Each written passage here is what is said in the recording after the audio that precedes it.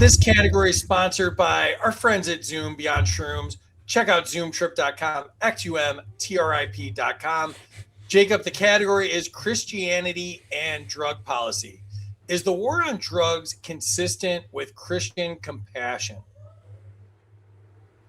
No, it's not compassionate to use violence against someone who isn't being violent just because you disagree with something they're doing as a lifestyle choice, whether that's for their health, whether that's in their sexual expression, whether that's with their employment, anything. You know, if they're not being violent, it's not compassionate. I mean, it's just it seems kind of self evident. It's are you being compassionate and loving if you are using violence against a peaceful person?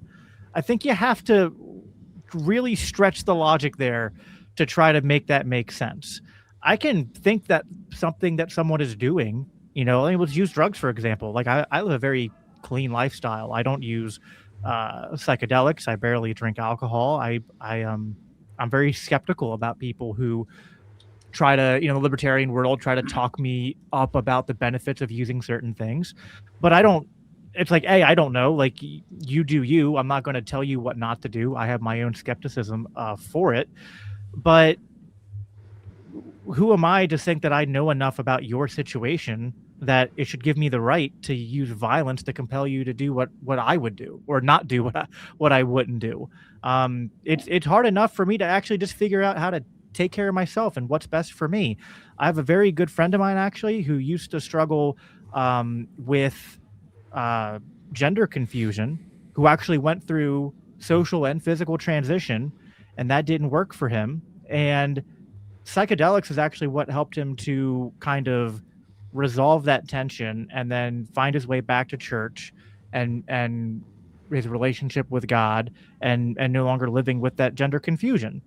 You know, take that take from that what you will, regardless of where you land on that position. But like, I think that's just his life is a kind of, in his experience, is a testimony to the fact of like, um, we don't know a lot about. I know this is a Larry Sharp answer, but this is a really important topic. We barely understand human consciousness.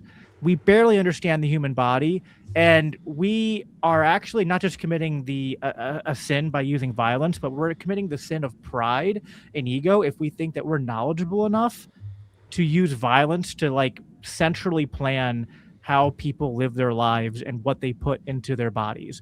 We don't have the kind of knowledge to even justify the conclusions we're coming to, let alone have the moral right to use violence to enforce those conclusions.